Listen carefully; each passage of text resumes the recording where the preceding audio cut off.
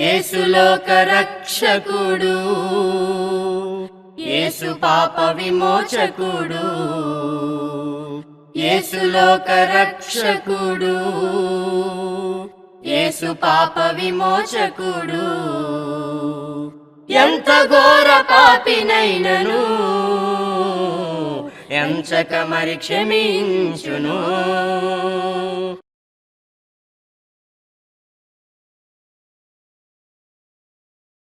ప్రభునందు ప్రియమైనటువంటి వారులారా, క్రీస్తు యేసు నామములో నా వందనాలు తెలియజేస్తున్నాను.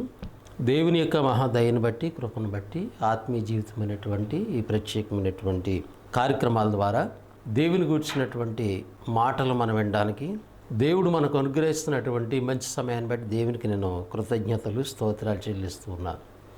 ప్రభునందు ప్రియులారా, దేవుని పిల్లలుగా ఉన్నటువంటి మనము, క్రీస్తునందు రక్షణ పొందినటువంటి మనం ఎంత విలువైనటువంటి వారమో మనం అర్థం చేసుకుని దానికి తగినటువంటి జీవితాలను కలిగి మనం జీవించాలి.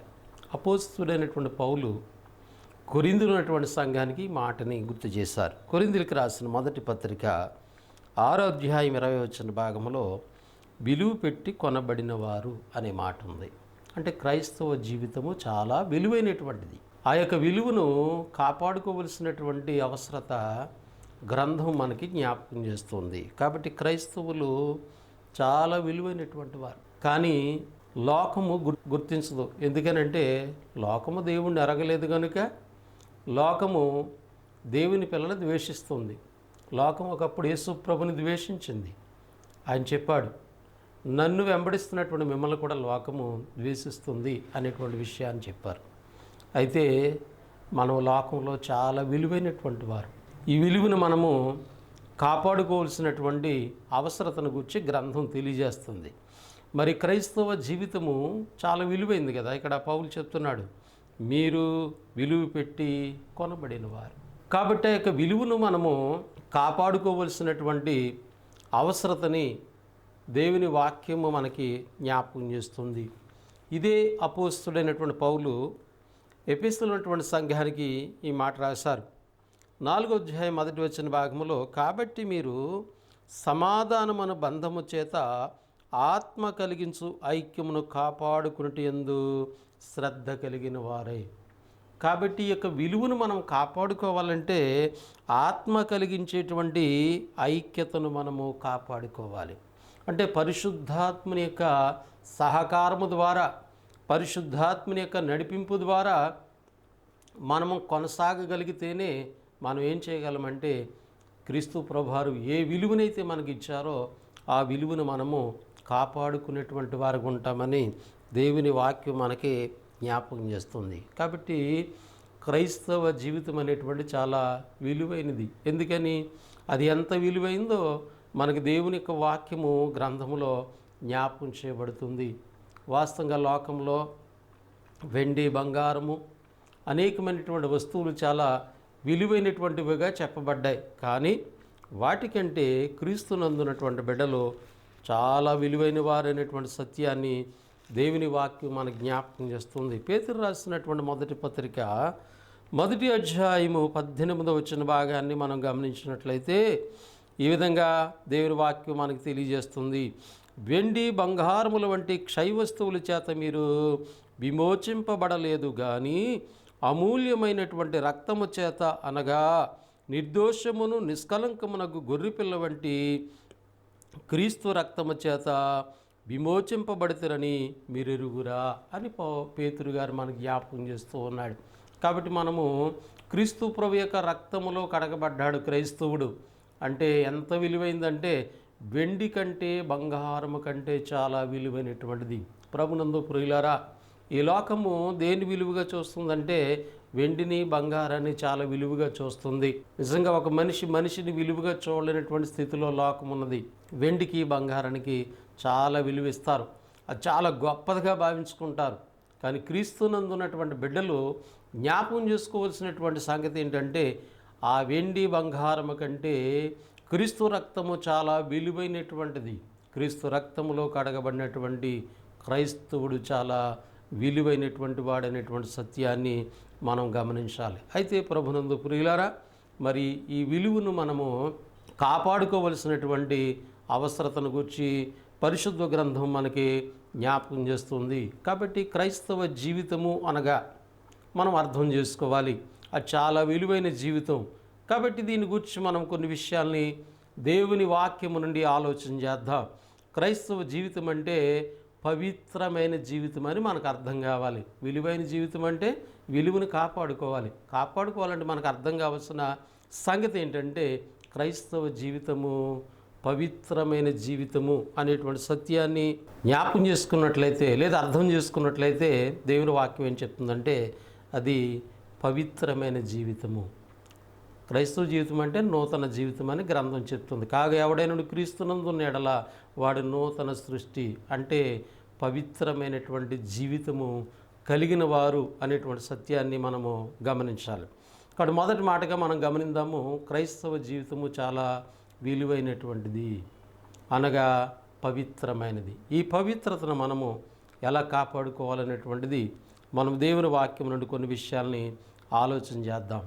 క్రైస్తవ జీవితము ఎందుకు పవిత్రమైంది అనే విషయాన్ని మనకి దేవుని వాక్యం తెలియజేస్తుందంటే క్రైస్తవుడు దేవుని యొక్క ఆలయమై ఉన్నాడు. మనం ఏమై ఉన్నామంటే దేవుని ఆలయమై ఉన్నాం. ఇది సామాన్యమైన విషయం కాదు మాటండి. పాత నిబంధన కాలంలో సొలొమోను అనేటువంటి భక్తుడు అనగా దావీదు దేవుని కొరకు ఒక ఆలయం కట్టాలని చాలా ఆశపడ్డాడు. దానికి కావలసినటువంటి చాలా విషయాలను సమకూర్చాడు ఆయన. అయితే దేవుడు తాను చేస్తున్న వాగ్దానం ప్రకారంగా దావీదు కుమారుడైనటువంటి సొలొమోను దేవుని ఆలయంను కట్టాడు.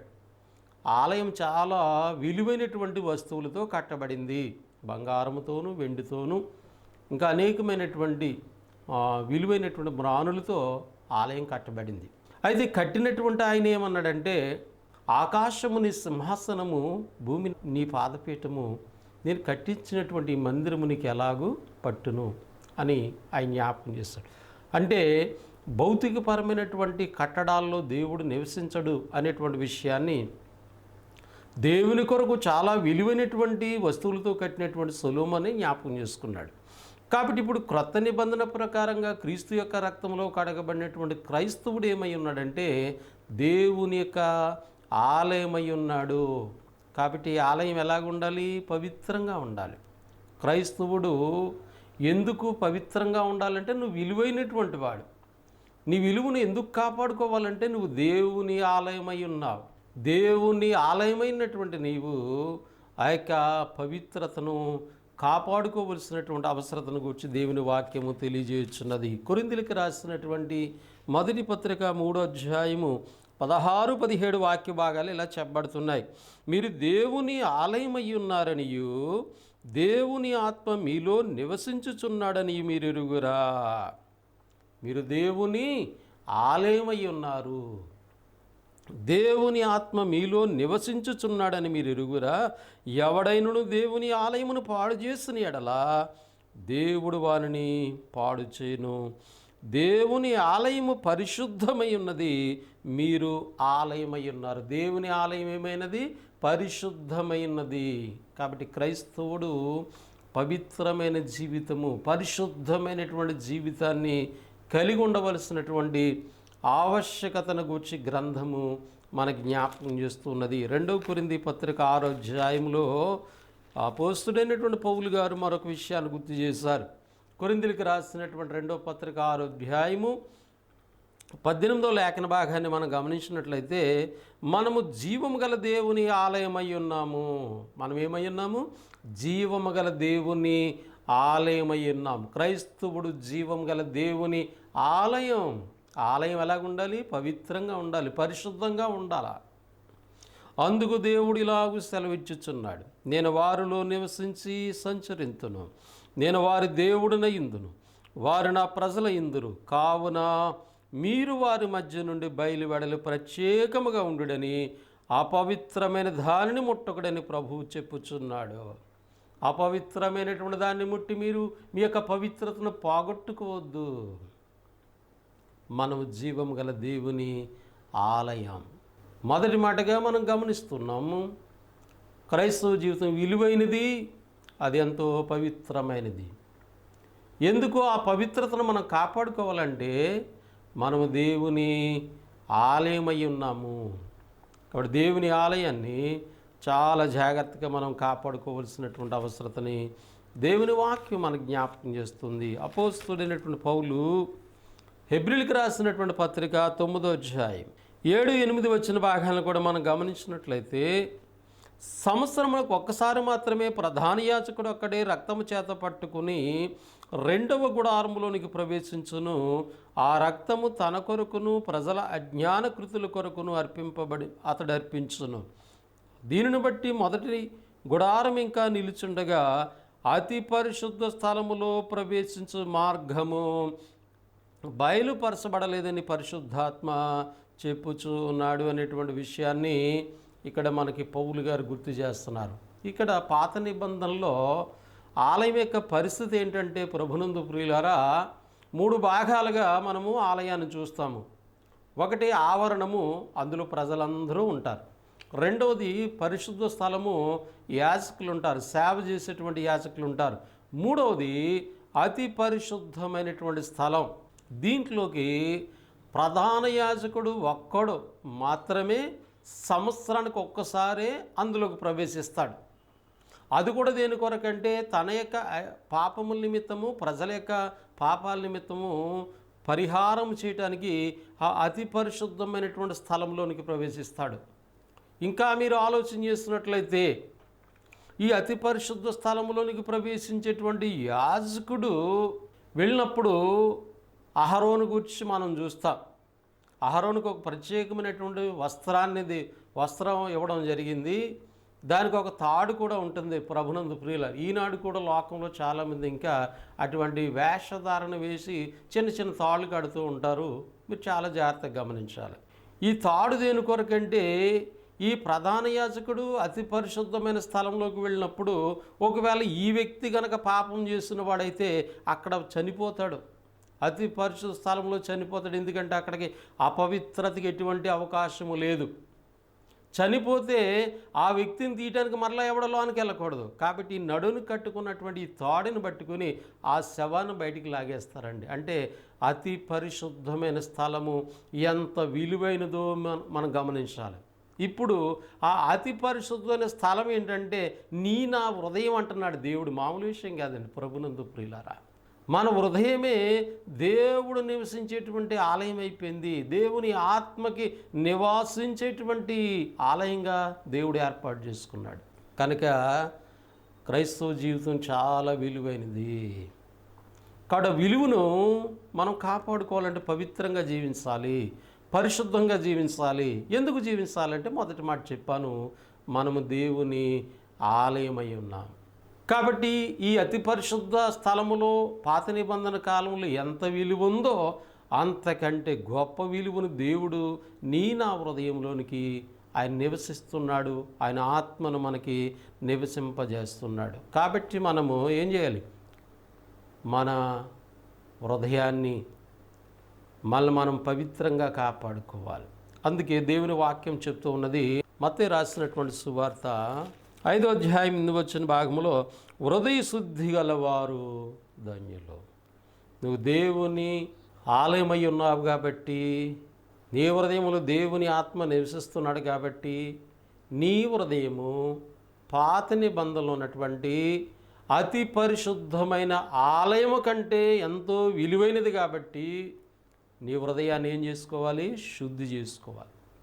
హృదయ శుద్ధి గలవారు ధన్యులు, వారు దేవుని చూసెదరు అనేటువంటి విషయాన్ని అక్కడ దేవుని వాక్యం తెలియజేస్తుంది. కాబట్టి హృదయ శుద్ధి చాలా అవసరం. హృదయ శుద్ధి కలిగినటువంటి వారుగా మనం జీవించవలసినటువంటి వారుగా ఉన్నాం. సామెతల గ్రంథం 22వ అధ్యాయం 11వ వాక్య భాగంలో, హృదయ శుద్ధిని ప్రేమించుచు ఏం చేయాలి? మనము హృదయ శుద్ధిని ప్రేమించాలి. ఎందుకంటే నా హృదయంలో దేవుని ఆత్మ నివసిస్తూ ఉన్నాడు. నా హృదయము అతి పరిశుద్ధమైనటువంటి ఆలయానికి సాదృశ్యంగా దేవుడు ఏర్పాటు చేసుకున్నాడు. కాబట్టి హృదయ శుద్ధి కలిగి ఉండటం చాలా ప్రాముఖ్యమైన మాటగా మనం గమనించాలి.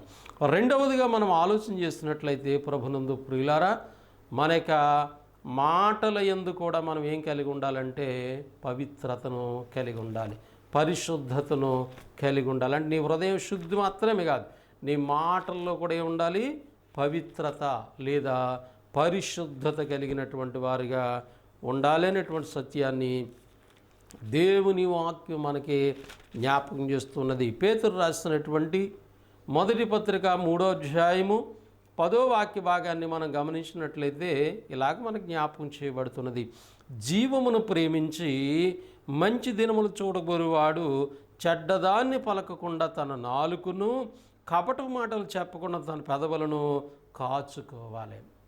కాబట్టి నీ నాలుకను, నీ పెదవులను కాచుకోవాలి. నీ నాలుక ద్వారా లేదా నీ నోటి ద్వారా అపవిత్రమైనటువంటి మాటలు మాట్లాడి నువ్వు అపవిత్రుడు అయిపోతావేమో. నీ హృదయం చాలా విలువైనది. కాబట్టి నీ మాటలు కూడా, మాటలు ఎక్కడి నుంచి వస్తాయండి? వాస్తవంగానే హృదయం నుంచి వస్తాయి కదా. మానవుడు ఆలోచనలన్నీ కూడా హృదయం నుండి వస్తాయి. కాబట్టి నీ మాటలు ఎలా ఉండాలంటే పవిత్రంగా ఉండాలి. కనుక నీ మాటల విషయంలో కూడా పవిత్రత కలిగి ఉండటకు ప్రయత్నం చేయాలనేటువంటి విషయాన్ని దేవుని వాక్యం మనకి జ్ఞాపకం చేస్తూ ఉన్నది. యాకోబు పత్రిక 3వ అధ్యాయం 10వ వచన భాగంలో కూడా ఒక మాట చూద్దాం. నాలుకను గూర్చి దేవుడు మాట్లాడుతూ ఇలా చెప్తున్నాడు. 9వ వచనము 10వ వచనం, దీనితోనే తండ్రి అయిన దేవుణ్ణి స్తుతింతుము, దీనితోనే దేవుని పోలికగా పుట్టిన మనుషుని శపింతుము. ఒక్క నోట నుండి ఆశీర్వచనమును శాపవచనము బయలు వెళ్ళిన నా సహోదరులారా ఇలాగుండకూడదు. కాబట్టి నీ నోటి మాట ద్వారా అపవిత్రత అనేటువంటి తెచ్చుకోకూడదు. నీ నోటి మాటతో శాపవచనాలు మాట్లాడకూడదు. వాస్తవంగా దేవుడు మనకి ఏమి ఇచ్చాడు? మీరు ఆశీర్వచనమే, దీవెన వచనమే మీ నోట మాట్లాడాలని చెప్పబడింది. శాపవచనములు దేవుని పిల్లల నోట రాకూడదు. ఎందుకంటే దేవుడు మానవ హృదయంలో నివసిస్తూ ఉన్నాడు. మనం ఎంతో విలువైనటువంటి వారు. కాబట్టి మన మాటలు కూడా చాలా విలువగా ఉండాలనేటువంటి సత్యాన్ని మనం గమనించాలి. అపోస్తులైనటువంటి పౌలు కొలసలోని సంఘానికి మాట గుర్తు చేస్తారు. 4వ అధ్యాయం 6వ వచన భాగంలో, ప్రతి మనుషునికి ఎలాగో ప్రత్యుత్తరం ఇవ్వాలనో అది తెలుసుకున్నట్టుకే మీ సంభాషణ ఉప్పు వేసినట్లు ఎల్లప్పుడూ రుచిగలదిగాను కృపాసహితముగాను ఉండనీయుడి. కాబట్టి ప్రభునందు ప్రియమైనటువంటి వారులారా ఆలోచన చేయండి. మన యొక్క మాట తీరు, మనం మాట్లాడే విధానము ఏ విధంగా ఉండాలి అనేటువంటి చెప్పబడుతుంది. కాబట్టి ఒకటి, హృదయశుద్ధి కలిగి ఉండాలి, ఎందుకంటే మనం దేవుని ఆలయమై ఉన్నాము. రెండవదిగా మన మాటల్లో మనము పవిత్రతను కలిగి ఉండాలి అనేటువంటి సత్యాన్ని దేవుని వాక్యం మనకి జ్ఞాపకం చేస్తున్నది. మూడో విషయాన్ని మనం గమనించినట్లయితే, మూడోది ఏంటంటే మనం చేసేటువంటి, మన జీవితంలో మనం చేసేటువంటి పనుల విషయంలో, క్రియల విషయంలో కూడా మనము పవిత్రతను కలిగి ఉండాలి అనేటువంటి విషయాన్ని దేవుని వాక్యం మనకి జ్ఞాపకం చేస్తూ ఉన్నది. కొరింథీయులకు రాస్తున్నటువంటి 2వ పత్రిక 7వ అధ్యాయము 1వ వాక్య భాగాన్ని చూస్తున్నాడు. ప్రియులారా, మనకి ఈ వాగ్దానములు ఉన్నవి గనుక దేవుని భయముతో పరిశుద్ధతను సంపూర్తి చేసుకొనుచు శరీరమునకును ఆత్మకు కలిగిన సమస్త కల్మషము నుండి మనల్ని పవిత్రులుగా చేసుకుందాం. మనం దేవుడు మన హృదయంలో నివసిస్తాననేటువంటి వాగ్దానం ఉంది. దేవుడు మనల్ని కుమారులుగా కుమార్తెలుగా స్వీకరిస్తాననేటువంటి వాగ్దానం మనకుంది. ఆయన ఆత్మ మనలో నివసిస్తున్నాడు, సంచరిస్తూ ఉన్నాడు. కాబట్టి మనము మాటలోనూ పవిత్రత కలిగి ఉండాలి, అలా క్రియల్లో కూడా మనం చేసేటువంటి పనుల్లో పవిత్రత కలిగి ఉండాలి. కాబట్టి అలా ఉండాలంటే దేవుని భయముతో పరిశుద్ధతను సంపూర్తి చేసుకొనుచు శరీరమునకును ఆత్మకు కలిగి ఉన్న సమస్త కల్మషములను మనం పవిత్రులుగా చేసుకోవాలి. కాబట్టి నీ శరీరాన్ని బట్టి నీవేమవ్వకూడదంటే అపవిత్రుడు అవ్వకూడదు అనేటువంటి సత్యాన్ని మనకి ఇక్కడ గ్రంథం తెలియజేస్తుంది. కొరింథీయులకు రాసిన మొదటి పత్రిక 7వ అధ్యాయం 1వ వచనాన్ని చూసినట్లయితే, మీరు వ్రాసినటువంటి విషయము స్త్రీని ముట్టకుండుట పురుషునికి మేలు అయినను జారత్వములు జరుగుతున్నందున ప్రతి వానికి సొంత భార్య ఉండవలను, ప్రతి స్త్రీకి సొంత భర్త ఉండవలను. భార్య భర్తకును వారి వారి ధర్మములను నెరవేర్చాలని ఇక్కడ పౌలు గుర్తు చేస్తున్నాడు. అంటే వివాహ విషయంలో కూడా, నీ కుటుంబ విషయంలో కూడా, భార్యాభర్తల విషయంలో కూడా మీరు ఎలాగ ఉండాలంటే పవిత్రమైనటువంటి జీవితాన్ని జీవించాలి. అందుకనే ప్రతి పురుషునికి సొంత భార్య, ప్రతి స్త్రీకి సొంత భర్త ఉండాలి. వారి వారి ధర్మాలు ఉన్నాయి, వాటిని నెరవేర్చాలి. కాబట్టి ఇక్కడ మనం గమనించవలసిన విషయం ఏంటంటే, ఒకవేళ ఇటువంటి బాంధవ్యం లేకుండా క్రైస్తవుడు జీవించినట్లయితే అపవిత్రుడైపోతున్నాడు అనేటువంటి సత్యాన్ని కూడా మనం జ్ఞాపకం చేసుకోవాలని దైవ గ్రంథం చెప్తుంది. అందుకే క్రీస్తునందు మన దేవుడు ఏర్పాటు చేసుకోవడానికి ఉద్దేశం ఏంటంటే, ఎఫెసీ పత్రిక 2వ అధ్యాయం 10వ వాక్య భాగంలో, మరియు వాటి యందు మనము నడుచుకున్న వలన దేవుడు ముందుగా సిద్ధపరిచిన సత్క్రియలు చేయుటకై మనము క్రీస్తు యేసునందు సృష్టింపబడిన వారమై ఆయన చేసిన పని ఉన్నాము. కాబట్టి సత్క్రియలు చేయడానికి క్రీస్తునందు దేవుడు మనల్ని ఏర్పాటు చేసుకున్నాడు. కాబట్టి నువ్వు చేస్తున్నటువంటి మాటలో పవిత్రత, క్రియలో కూడా మనం ఏముండాలంటే పవిత్రత కలిగి ఉండాలి అనేటువంటి సత్యాన్ని దేవుని వాక్యం చెప్తున్నది. యేసుప్రభు శిష్యుల్లో ఒకడైనటువంటి యోహాను గారి విషయాన్ని మనకు గుర్తు చేశారు. యోహాను రాసినటువంటి మొదటి పత్రిక 3వ అధ్యాయం 18వ వచన భాగంలో, చిన్నపిల్లలారా మాటతోనూ నాలుకతోనూ కాక క్రియతోనూ సత్యముతోనూ ప్రేమించుము. దేవుడు నువ్వు కేవలం మాట విషయంలో పవిత్రత ఉండాలి, క్రియ విషయంలో పవిత్రత ఉండాలి. కాబట్టి క్రియతోనూ సత్యముతోనూ నీ చేసే పనులన్నీ కూడా దేవుని వాక్యానికి మహిమ తెచ్చేదిగా ఉండాలి. అంటే వాక్య సంబంధమైనటువంటి పనులు నువ్వు చేసినట్లయితే నీ విలువను నువ్వు కాపాడుకుంటావు, నా విలువను నేను కాపాడుకుంటాననేటువంటి విషయాలు దేవుని గ్రంథము జ్ఞాపకం చేస్తున్నది. కాబట్టి ప్రభునందు ప్రియులారా, క్రైస్తవ జీవితము విలువైంది. అది ఎంతో పవిత్రమైన నూతనమైన జీవితం, అది పవిత్రమైంది. ఒకటి, దేవుని ఆలయంగా మనం ఉన్నాం కాబట్టి మన హృదయ శుద్ధి కలిగి ఉండాలి, మాటలందు పవిత్రత కలిగి ఉండాలి, జీవితంలో చేసే క్రియల్లో కూడా పవిత్రత ఉండాలనేటువంటి విషయాన్ని మనము జ్ఞాపకం చేసుకుంటూ ఉన్నాం. అలాగే 4వ మాటగా మనం గమనించినట్లయితే సంఘము, సమూహము, దేవుని పిల్లల యొక్క సమూహము, సంఘము పవిత్రాలైన కన్యకనుగా ఉండాలని దేవుని వాక్యం మనకి హెచ్చరిక చేస్తున్నది. అపోస్తలుడైనటువంటి పౌలు ఈ సత్యాన్ని గుర్తు చేశారు. కొరింథీయులకు రాసినటువంటి 2వ పత్రిక 11వ అధ్యాయం 2వ వచన భాగంలో, దేవాశక్తితో మీ ఎడల ఆసక్తి కలిగి ఉన్నాను, ఎందుకనగా పవిత్రాలైన కన్యకనుగా ఒక్కడే పురుషునికి అనగా క్రీస్తుకు సమర్పింపవలనని మిమ్మల్ని ప్రధానము చేసితేనే గాని సర్పము తన కుయుక్తి చేత అవ్వను మోసపరిచినట్లు మీ మనసులను చెరపబడి క్రీస్తు ఎడలున్న సరళత నుండి పవిత్రత నుండి ఎట్లయినా తొలగిపోవునేమని భయపడుచున్నాను. క్రీస్తులో ఉన్నటువంటి పవిత్రత, క్రీస్తులో ఉన్నటువంటి సరళత నుండి మీరేమైనా తొలగిపోతారేమని నేను భయపడుతున్నాను. ఎందుకంటే ఒక్కడే పురుషునైనటువంటి క్రీస్తుకి మిమ్మల్ని పవిత్రురాలైన కన్యకనుగా సమర్పించాలని. సంఘం ఎలాగ ఉండాలంటే పవిత్రురాలైనటువంటి కన్యకగా ఉండాలి. అలా ఉండాలంటే నీ వ్యక్తిగత జీవితము, నీ హృదయ శుద్ధి, మాటల్లో పవిత్రత, అలాగే జీవితము, చేసే క్రియల్లో కూడా పవిత్రత కలిగి ఉన్నప్పుడు వాళ్ళందరూ కూడుకునేటువంటి సంఘము కూడా ఎలా ఉంటుందంటే పవిత్రురాలైనటువంటి కన్యకనుగా ఉంటుంది అనేటువంటి సత్యాన్ని మనము అర్థం చేసుకోవాలి. అందుకని యేసుక్రీస్తు వారు ప్రాణం పెట్టాడు. చాలామంది ఏదో పాపాలు తీసేయడానికి మాత్రమే ఆయన ప్రాణం పెట్టారనేటువంటి ఆలోచన కలిగి ఉంటారు.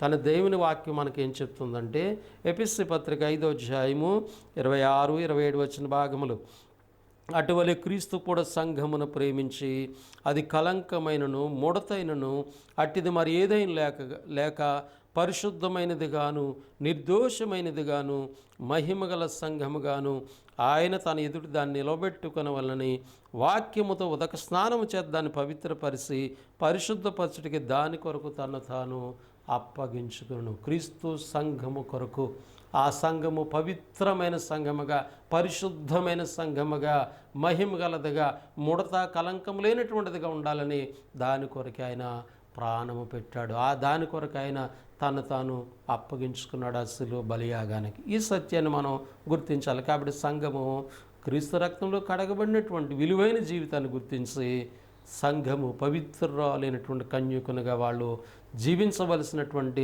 ఆవశ్యకతను గురించి దైవ గ్రంథం మనకి జ్ఞాపకం చేస్తూ ఉన్నది. పేతురు రాసినటువంటి మొదటి పత్రిక మొదటి అధ్యాయము 6వ వచన భాగంలో, ఇందువలన మీరు మిక్కిలి ఆనందించుతున్నారు కానీ అవసరమును బట్టి నానా విధములైన శోధనల చేత ప్రస్తుతము కొంచెము కాలం మీకు దుఃఖము కలుగుచున్నది. నశించిపోవచ్చున్న సువర్ణము అగ్ని పరీక్ష వలన శుద్ధపరచబడుచున్నది కదా, దానికంటే అమూల్యమైన విశ్వాసము ఈ శోధనల చేత పరీక్షకు నిలిచినదై యేసుక్రీస్తు ప్రత్యక్షమైనప్పుడు మీకు మెప్పయు మహిమయు ఘనతయు కలుగుటకు కారణమగును. మీరు ఆయన చూడకపోయినను ఆయన్ను ప్రేమించుచున్నారు. ఇప్పుడు ఆయన్ను కనులార చూడకే విశ్వసించుచు మీ విశ్వాసమునకు ఫలము అనగా ఆత్మరక్షణ పొందుచు చెప్పసఖ్యమును మహిమాయుక్తమైన సంతోషము గలవారై మీరు ఆనందించుచున్నారని పేతురు మనకి ఇక్కడ జ్ఞాపకం చేస్తున్నాడు. అంటే సంఘముగా ఉన్నటువంటి దేవుని పిల్లలైనటువంటి మనము కొన్ని శ్రమలు, ఇబ్బందులు, ఆటంకాలు, శ్రమలు వచ్చినా కూడా మనం వీటిని బట్టి ఏమవకూడదంటే మనము ప్రభువు నుండి మన విశ్వాసం తొలగిపోకూడదు. ఎందుకనంటే సంఘము పవిత్రాలైన కన్యకగా నిలబడాలి. అందుకనే నశించిపోయేటువంటి సువర్ణము అగ్ని పరీక్ష వలన ఎలాగ శుద్ధిపరచబడుచున్నదో ఈ శ్రమలను బట్టి దేవుని పిల్లైనటువంటి వారు సంఘము మరి దేవునికి ఇష్టమైన బిడ్డలుగా మార్చబడ్డానికి అవకాశం ఉన్నది. కాబట్టి నీ పవిత్రతను కాపాడుకోవాలి. ఈ పరిస్థితులకి ఎట్టి పరిస్థితులు మనము లోపడకూడదనేటువంటి విషయాన్ని గమనించాలి. యోబు గ్రంథము 23వ అధ్యాయము 10వ వాక్య భాగం. నేను నడుచు మార్గము ఆయనకి తెలియను, ఆయన నన్ను శోధించిన తర్వాత నేను సువర్ణం వలె కనబడుతును. కాబట్టి నేను వెళ్ళే మార్గం దేవుడికి తెలుసు. ఆయన ఒకవేళ నన్ను శోధించినప్పటికి కూడా నేను సువర్ణం వలె ఉంటాను తప్ప నేను ఏమవును ఈ పరిస్థితులను బట్టి నేను భయపడినని భక్తుడు జ్ఞాపకం చేస్తున్నటువంటి మాట యోబు గారు గుర్తు చేస్తున్నారు. కాబట్టి యోబు గారు పవిత్రత కాపాడుకున్నాడు లేదా? పరిస్థితులను బట్టి ఎలాంటి ఇబ్బందులు వచ్చినా, ఆటంకాలు వచ్చినా తన పవిత్రతను కోల్పోలేదు. దేవుని ఏ విషయంలో కూడా ఆయన దూషించలేదు. దేవుని కొరకు యథార్థంగా జీవించినటువంటి వ్యక్తిగా యోబు గారి యొక్క జీవితాన్ని మనం చూస్తాం. కనుక ఆయన మాట్లాడుతున్నాడు మాట, నేను నడుచు మార్గం నా దేవునికి తెలుసు, ఆయన నన్ను శోధించిన తర్వాత నేను సువర్ణం వలె కనపడతాను అనేటువంటి విషయాన్ని. కాబట్టి సంఘము శోధనలు బట్టి, ఆటంకాలను బట్టి, శ్రమలను బట్టి ఏమవకూడదంటే పవిత్రతను పోగొట్టుకోకూడదు అనే సత్యాన్ని మనము అర్థం చేసుకోవాలి. దేవుని వాక్యం మనకి జ్ఞాపకం చేస్తున్నది. కాబట్టి మొదటి మాటగా మనం గమనిస్తున్నాము, క్రైస్తవ జీవితము పవిత్రమైంది, నూతన జీవితం. కాబట్టి అందులో మనం దేవుని ఆలయమై ఉన్నాం. కాబట్టి ఆలయం ఎలా ఉండాలన్నది ఒక 5 విషయాలు మనం ఆలోచన చేస్తాం. కాబట్టి ప్రభునందు ప్రియులారా, విలువైన జీవితం అనే మాట గురించి మనం ఆలోచన చేస్తాం.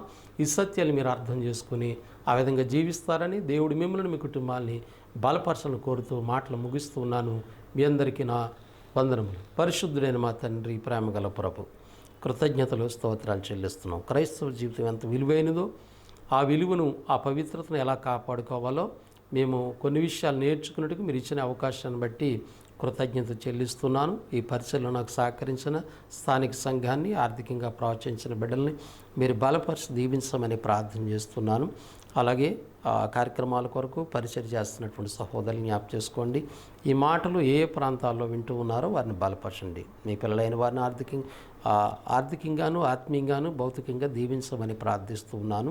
మమ్మల్ని పరిపాలించిన నాయకుల, అధికారులు, మా దేశ రాష్ట్ర ప్రజలు నాయన ప్రభు సంఘాల మీద సాతాను చేస్తున్నటువంటి అలజడిని మీరు తొలగించి ప్రజలందరికీ నెమ్మదిని, సమాధానము దయచేయమని ప్రార్థిస్తూ యేసుక్రీస్తు పేటి ప్రార్థన అడిగి వేడుకొనిచున్నాము తండ్రి, ఆమేన్.